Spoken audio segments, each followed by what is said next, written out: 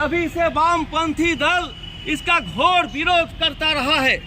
कारण यह है कि इलेक्टोरल बॉन्ड जो है ये केवल पूंजी। जी, अपना परिचय बताइए। आज आप लोग किस तरह का यहाँ पे?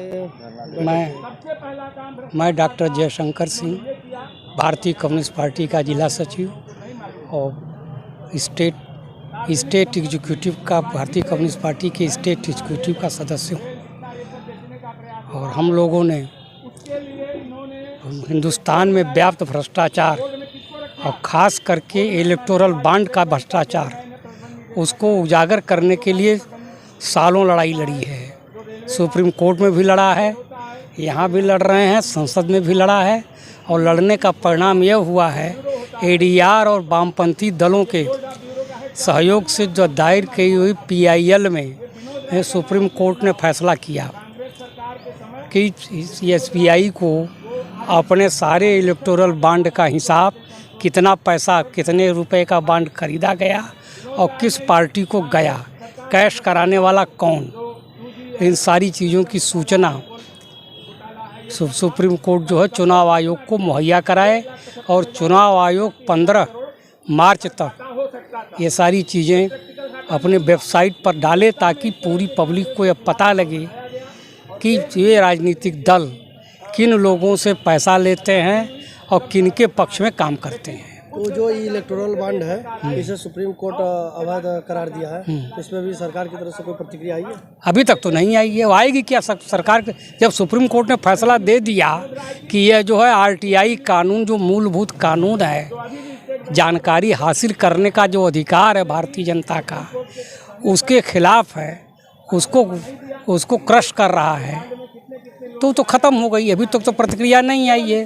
प्रतिक्रिया यही आई है कि कल आपने टीवी चैनलों पर देखा होगा है कि जैसे ही घोषणा हुई और 12 तारीख लास्ट डेट आज 5 बजे का दिया गया है, जैसे ये घोषणा हुई वैसे सीए की चर्चा शुरू हो गई।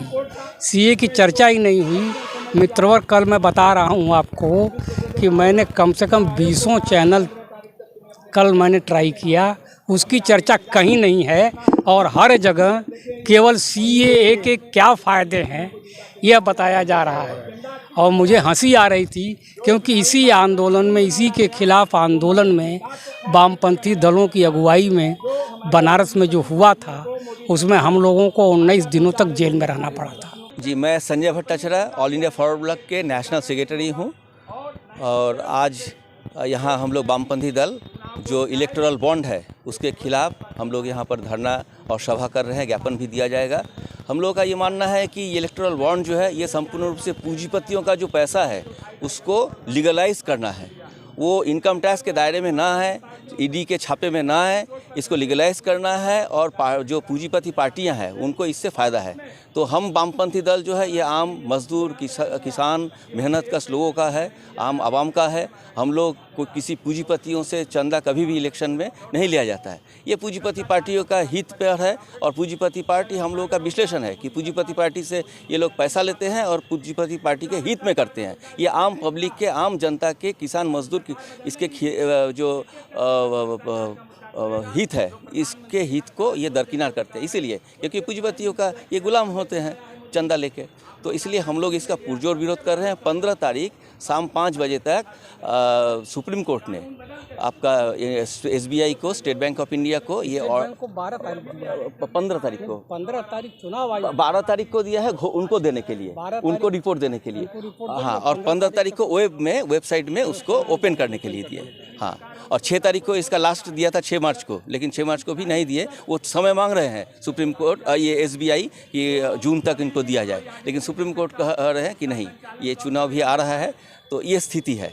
तो इसलिए हम लोग इसको विरोध कर रहे हैं कि आम जनता का जो पैसा है, आम जनता का पैसा लूट कर पूंजीपति जो आज इतना बड़ी जो अपना धन संपत्ति, खुलासा होना चाहिए कि किस पार्टी के हित में ये दे रहे हैं। और वो पार्टी का क्या कर रहे हैं। और पार्टी में आ रहा है ये कि सबसे ज़्यादा जो इलेक्ट्रॉनिक बॉन्ड है ये भाजपा ने लिया है सबसे ज़्यादा।